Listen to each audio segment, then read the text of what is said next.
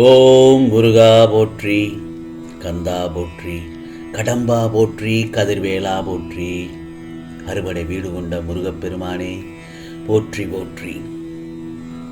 என் செல்ல குழந்தையே, திருச்செந்தூர் முருகன் சவால் விட்டு சொல்கிறேன். இன்னும் 10 நிமிடத்திற்குள் இதை நீ கேட்டிருந்தால் மிகப்பெரிய இன்ப அதிர்ச்சி ஒன்று உன்னை தேடி வரும். உன் உழைப்பையும் அன்பையும் பிறர் தவறாக பயன்படுத்தும் போது அல்லது பலனை பிறர் அனுபவிக்கும் போது வருத்தப்படாதே. ஏன் சொல்கிறேன் தெரியுமா? அவர்கள் உன் கர்மாக்களையும் பாவங்களையும் அனுபவித்து உன் கர்ம வினைகளை விரைந்து முடிப்பதற்குத்தான் அப்படி செய்கிறார்கள். அந்த சமயத்தில் உனக்கு வருத்தம் அதிகமாகத்தான் இருக்கும். ஆனாலும் உன் கர்ம வினைகள் குறைகிறது என்று நிம்மதியாக இருந்து கொள். எப்படிப்பட்ட சூழ்நிலையிலும் இழந்து போனதையும் தொலைத்து விட்டதையும் நினைத்து நினைத்து கவலைப்பட வேண்டாம். ஏனென்றால் நடப்பவையாவும் நன்மைக்கே என்று நம்பிக்கையுடன் உன் லட்சியத்தை நோக்கி முன்னேறி சென்று கொண்டே இரு. எல்லாம் நன்மைக்கே என்று சொல்கிறீர்கள் முருகா, ஆனால் என்னுடைய வழிகளும் என்னுடைய வேதனைகளும் எல்லாம் அப்படியே இருக்கிறதே. எனக்கான எந்த ஒரு நன்மையும் நடக்கவில்லை சொல்றீங்க, அப்படித்தானே? கொஞ்ச நாள் பொறு. உன் வேண்டுதல்கள் எல்லாம் நிச்சயமாக பலிக்கும்.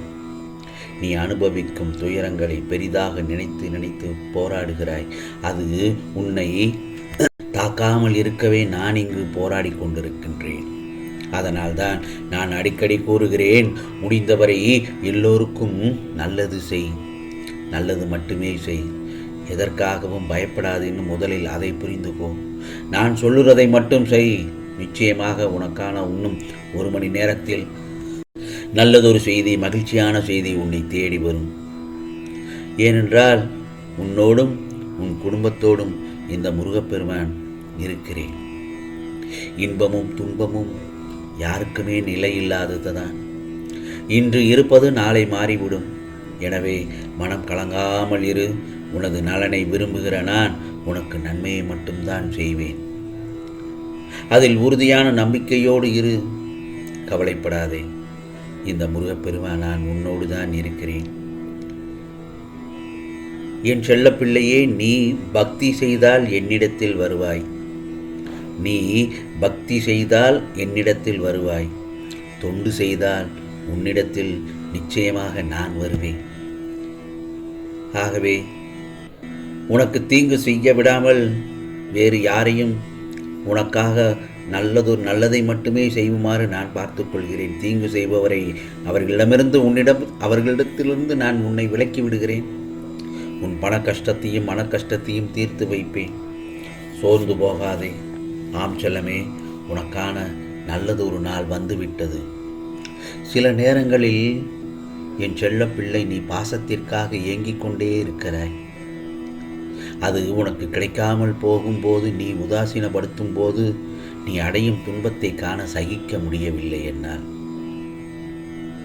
உனது ஏக்கம் எனக்காக, இந்த முருகப்பெருமானுக்கு மட்டுமாகவே இருக்கட்டும். ஏனென்றால் உனக்கு திகட்ட அன்பை பொழிய நான் இருக்கிறேன். என்னுடைய அன்பு மட்டும்தான் உதாசீனப்படுத்தாத அன்பு. உன் மனதை திடமாக வைத்துக்கொள். நான் இருக்கிறேன். உனக்கு தைரியமாக இரு. இந்த உலகத்தில் எதுவுமே நிரந்தரமில்லை. யாருமே நிரந்தரமில்லை. பெற்ற தாய், தந்தை, மனைவி, கணவர், குழந்தைகள் குறிப்பிட்ட எல்லை வரைக்கும் மட்டும்தான் அவர்கள் வருவார்கள். ஆனால் உன்னுடன் நிரந்தரமாக பயணிக்கப் போவதும் வரப்போவதும் இந்த முருகப்பெருமான் நான் மட்டும்தானே. அதை புரிந்து கொண்டு இன்பத்தையும் துன்பத்தையும் சரிசமமாக நினைக்க உன் மனதை பக்குவப்படுத்திக்கொள். நான் இன்னொன்று சொல்லட்டுமா? இன்பத்தை கண்டு ரொம்பவும் பரவசம் அடையக்கூடாது. அதேபோல் துன்பத்தை கண்டு ரொம்பவும் துவண்டும் போகக்கூடாது. உன்னை சமநிலையில் இருக்க பழகி கொள்ள வேண்டும். அப்போதுதான் நீ எதற்கும் கலங்க வேண்டிய அவசியமே இருக்காது. புரிகிறதா? இந்த பக்குவ நிலைக்கு உன்னை கொண்டு வருவது முதலில் கொஞ்சம் கஷ்டமாகத்தான் இருக்கும். நீ இந்த முருகப்பெருமானை நினைத்து உன் நாமத்தை உச்சரிக்க என்னுடைய நாமத்தை உச்சரிக்க உச்சரிக்க முருகா முருகா என்று நீ என்னுடைய நாமத்தை உச்சரிக்க உச்சரிக்க அந்த பக்குவ நிலையை நான் உனக்கு வர வைப்பேன். குழப்பம் வேண்டாம், தீர்வு என் கையில்தான் உள்ளது. ஏனென்றால் நீ இழந்ததை விட பல மடங்கு உன் கையில் கிடைக்கும். நான் உன்னை ஒரு கவசம் போல காத்து கொண்டுதான் உனக்கு துணையாக இருந்து வருகிறேன். நீ நலமோடு சுகமோடு வாழப்போகிறாய். உனக்கு தேவையானதை வேண்டிய அளவு தரப்போகிறேன். இதையெல்லாம் நீ ருசித்து ரசித்து அனுபவிக்க வேண்டும். அதை பார்த்து இந்த முருகப்பெருமான் மகிழ்ச்சி அடைய வேண்டும். அழகான வாழ்க்கையில் அன்பை மட்டும் பகிர்ந்து கொள். பிறகு பார், உன் வாழ்க்கை சொர்க்கமாக மாறும். இந்த நாள் காலை பொழுதில் உனக்கு துவங்கும் போதே நல்ல நாள் என்றுதான் தொடங்கிப்பார். நீ காலை எழுந்தவுடன் முருகா, இன்றைய பொழுது நல்ல பொழுதாக அமைய வேண்டும் என்று மனதார என்னை நினைத்துக்கொள். உனக்கு அன்றே அனைத்தும் பாசிட்டிவாகத்தான் நடக்கும். உனக்கு பிரியமானவர்கள் உன்னை வந்து வாழ்த்துவார்கள். பார்த்து கொண்டே இரு, இந்த முருகப்பெருமான் சொல்வது நிச்சயமாக நடக்கும். ஏனென்றால் எது உனக்கு தேவையானதோ அதை உன் கையிலும் உன்னிடமும் கிடைக்குமாறு செய்வேன். உன் தேவை என்னவென்று எனக்கு மட்டும்தானே தெரியும். உன் வளர்ச்சியை இனி உன் விரோதிகள் கூட தடுக்க முடியாது. உனக்கு தேவையான திட்டம் முழுவதும் என் கையில் உள்ளது. அந்த திட்டங்கள் முழுவதும் ஒவ்வொன்றாக உன் வாழ்வில் எந்த நேரத்தில் எது தேவையோ அதை நிச்சயமாக நிறைவேற்றி தருவேன்.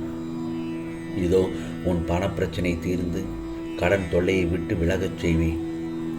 இனி வரும் சூழ்நிலைகள் எல்லாம் உனக்கு சுகமாகத்தான் அமையும். வருத்தமே படக்கூடாது. நம்பிக்கையோடும் பொறுமையோடும் இரு. தடைபட்ட சுபகாரியம் உன் வீட்டில் நடக்கப் போகிறது. உன்னை சூழ்ந்துள்ளவர்களில் தவறானவர்களை அறிந்து அவர்களை விட்டு விலகி இரு. எச்சரிக்கையோடும் இரு. பயப்படக்கூடாது. நிச்சயமாக முன்பின் தெரியாத ஒருவர் உன் வீட்டுக்கு வந்து உனக்கு உதவி செய்ய போகிறார் என் ரூபத்தில். இந்த முருகப்பெருமான் உனக்கு வேண்டியதை உன் கையில் கொடுக்கப் போகிறேன். இப்பொழுது என் பிள்ளையின் முகத்தில் சந்தோஷத்தை பார்க்கிறேன், முக மலர்ச்சியை பார்க்கிறேன். அதுதானே எனக்கு வேண்டும். எக்காரணம் கொண்டும் எந்த தருணத்திலும் நீ உன் நம்பிக்கையை மட்டும் இழக்கவே கூடாது. சரிதானே? நான் கூறுவதை கேட்பாய்தானே? ஆகவே உனக்கான நல்ல நேரம் வந்துவிட்டது. தைரியமாக இரு. கலங்க வேண்டாம், புலம்ப வேண்டாம். ஏனென்றால் இந்த முருகப்பெருமான் சவால் விட்டு சொல்லியிருக்கிறேன். இன்னும் 10 நிமிடத்திற்குள் நீ இதை கேட்டுவிட்டாய் அல்லவா? மிகப்பெரிய இன்ப அதிர்ச்சி உன்னை தேடி வரும். நிச்சயமாக இது முருகப்பெருமானின் அருள் வாக்கு, சத்திய வாக்கு. ஓம் சரவண பவ, ஓம் சரவண பவ, ஓம் சரவண பவ.